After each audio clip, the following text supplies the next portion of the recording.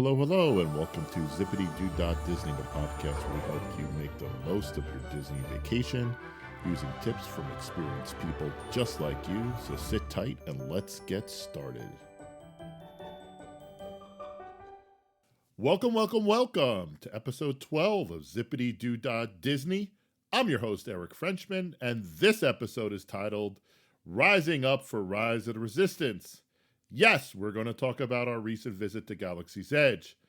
I know this sounds a lot like episode 11, but I hadn't had a chance to ride Rise of the Resistance yet, and we just got back from our annual end-of-year Disney trip, so I have a ton more information to help you with your own trips. Rise of the Resistance is a 20-minute attraction. It's not a ride, it's an attraction, and people are waking up early in the morning to get a chance to ride it. That crowd and how the ride works has major impacts on your day at Hollywood Studios, so it deserves its own special episode. And I promise to try and keep this episode shorter than the actual attraction itself. Here's how this episode will go. First, we'll talk about how Disney is managing getting a spot on Rise of the Resistance and how you can get a spot. Second, we'll review Rise of the Resistance, the attraction itself. And then we'll review how Rise of the Resistance impacts the rest of your park and, of course, your vacation. Sit back, enjoy the show, thanks for listening, and let's go on that ride. So by now you've heard a ton about the brand new Star Wars Rise of the Resistance, and you want to go on the ride. Sorry, attraction.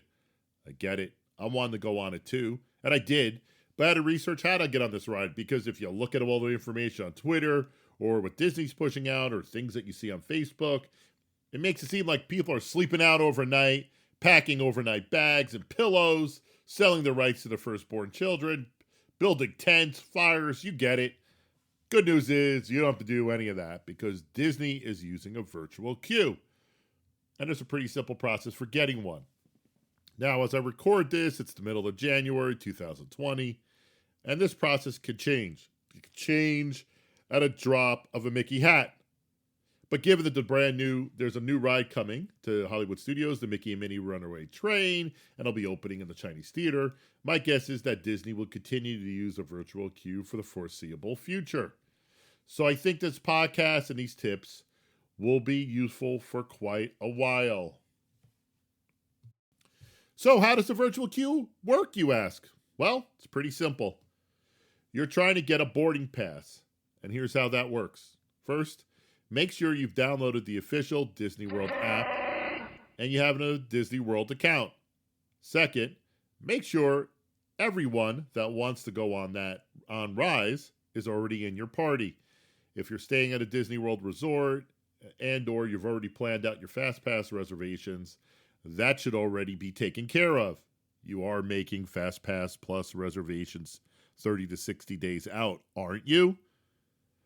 Third, you got to make sure everyone in your party that's trying to get into Rise has to be inside Hollywood Studios when you're attempting to go to boarding pass. And that's what you're trying to get, a boarding pass for Rise of the Resistance. Ugh. Finally, after park opening, open the app, click on Find Out More, and then the link for Join a Boarding Group. It's that simple.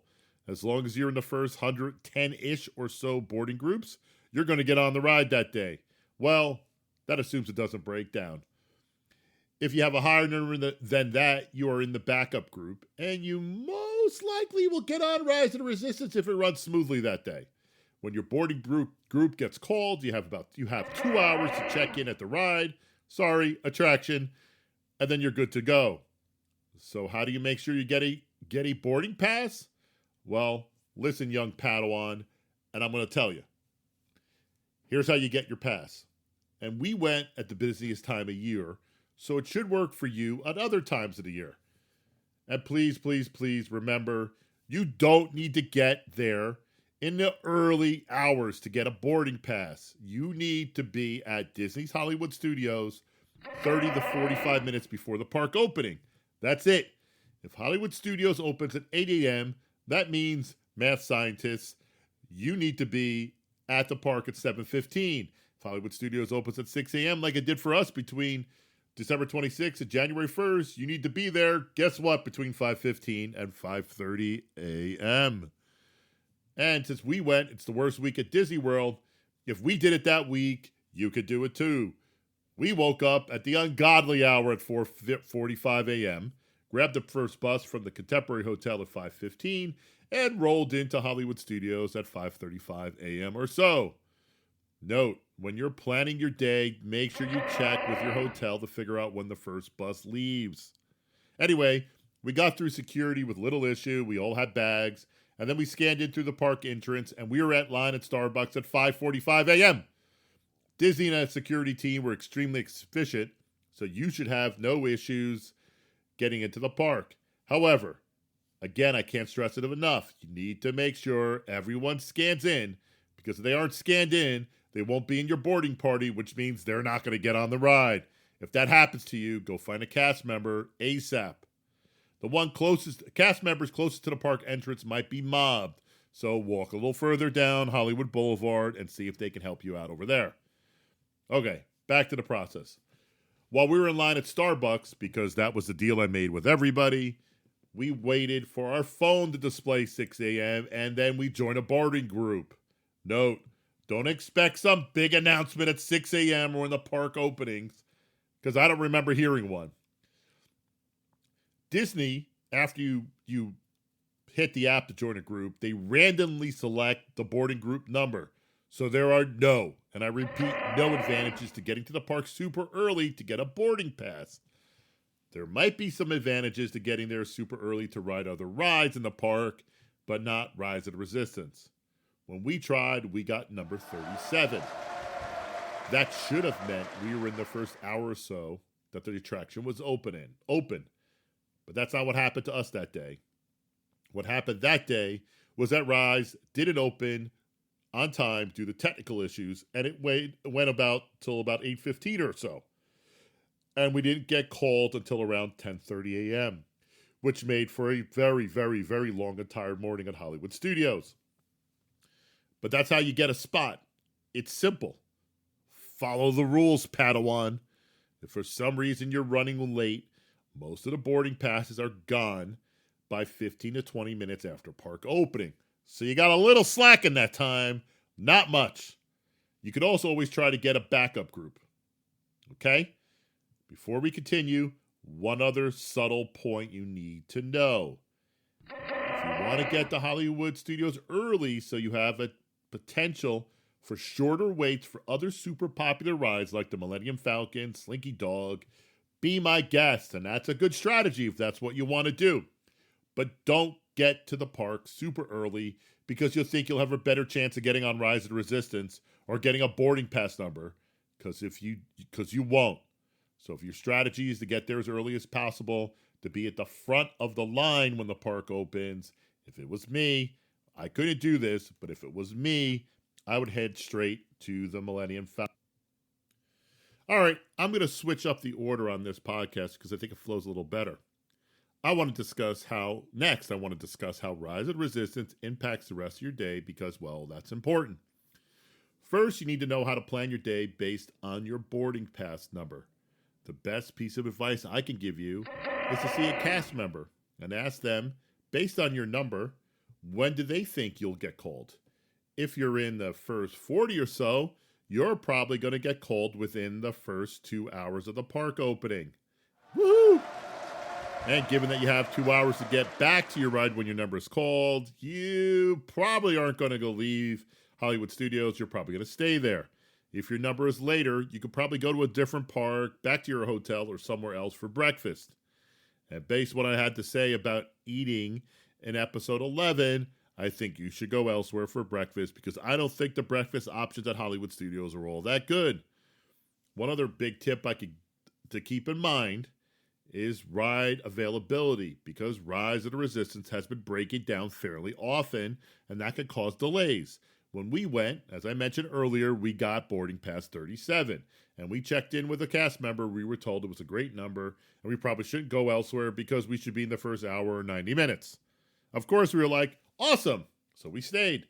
Unfortunately, that day, Rise was down for about 2.5 hours, so by the time we got called, our 60 to 90 minute wait turned into a full, long morning at Hollywood Studios. Since you're one of my podcast listeners, you're probably going, hey, Eric, you love Hollywood Studios. Spending a full morning there sounds like fun. Unfortunately, it's not that much fun because it's packed, and it's packed all day. You're probably then thinking to yourself, Eric, Boobala, you went during Christmas week. Of course it's packed every day. Sure, that's what I would have said. Oh, I just said that because as I write this script, it's around January 12th, hardly a typical day, and there was already a 140-minute wait for the Millennium Falcon. And the park had only been open for about 20 minutes. And that's just not Star Wars Galaxy's Edge rides.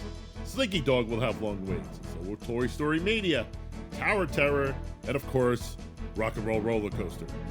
If you aren't sure what those rides are, pull up episode 7 for a deep dive into Hollywood Studios. On our Rise Day, the women, yes, the women folk, maybe go to Starbucks. That was our deal. And we walked over to Rock and Roll Roller Coaster after we got our Starbucks because it had a decent wait, about 40 minutes at park opening. Unbeknownst to us at the time, Rise wasn't opening on time. So we enjoyed our breakfast and coffee, rode Rock and Roller, and by the time we got out of there, all the other rides were packed. Packed, and I mean packed for like 90 plus minutes. So guess what? We were kind of stuck. Everywhere we went was packed. We got more coffee because that's what you do. But guess what? There was a long wait for that too. So what we did was we headed over to the only place where the wait wasn't too bad, which was Docky Bay 7. We got our pictures with Darth Vader. Yay!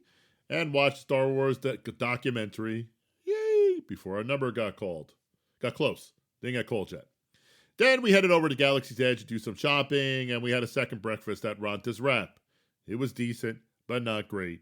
Hence the reason I recommend eating elsewhere. Just a side note, I did get beer with breakfast. I was on vacation. And that's about when we got called for our Rise time.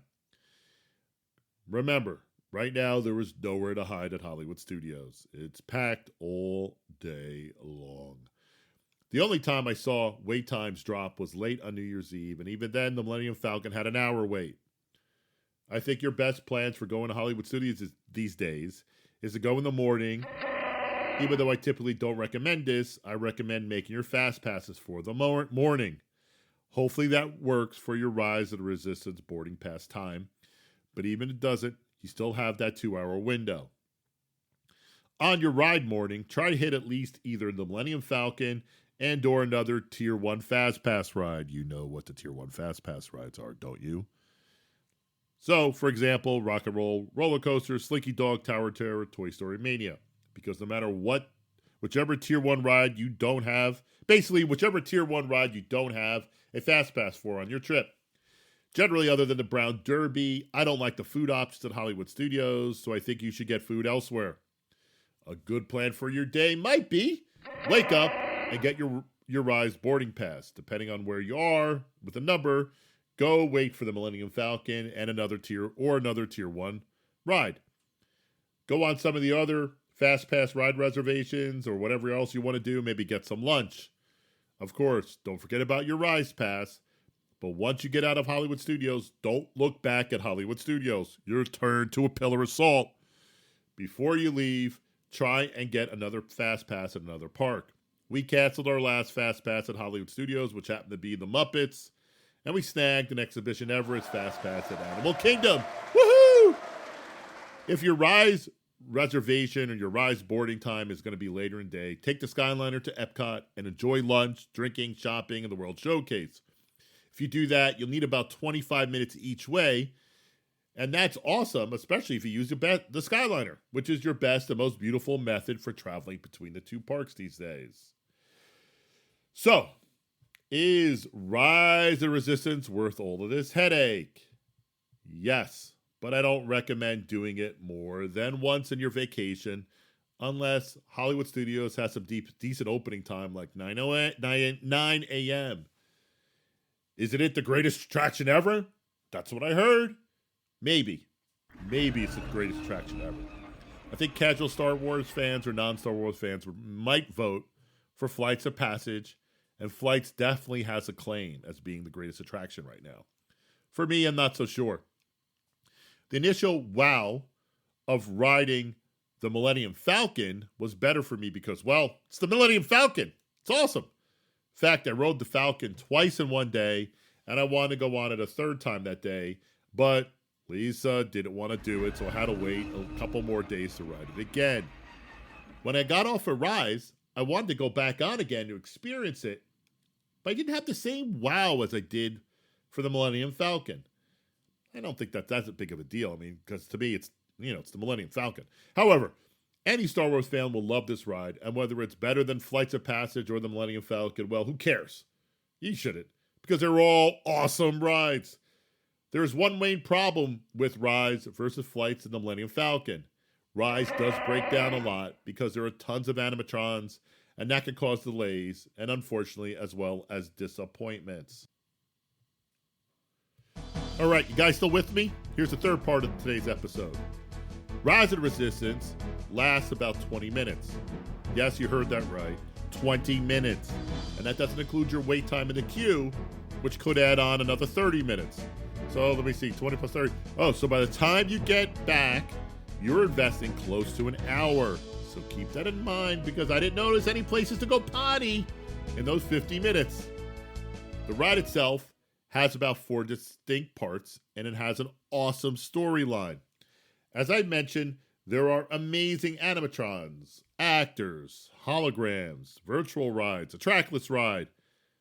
I don't want to give too much away, but basically, here's how the ride goes. You start off in what's a pre-show, which sets you up for your mission. You do get to see the Rey hologram there, which is really cool. From there, you're moved into your first simulator ship that eventually gets captured by a First Order destroyer. That simulator ship is awesome. It's really enjoyable. It's super cool. You are then moved into the destroyer, where you wait while you are watched over by the First Order. You then get passed into a room which seems like it's got like 1,000 stormtroopers. It's probably about 25 or 50. And you're thinking, well, that doesn't sound... No, it's really cool. It's super awesome. Take as much time as you can. We didn't. We kind of walked through it because they don't actually rush you through. And this part is really beautiful. Along the way, you get interrogated by General Hux and Kylo Ren, two very, very cool animatrons. You then break out of jail, get on a cool trackless transport. You get shot at by stormtroopers, swing by some AT-ATs. There's a Finn animatron, more blaster fire, more awesome encounters with Kylo. And then it turns into a motion simulator. Then the ride ends.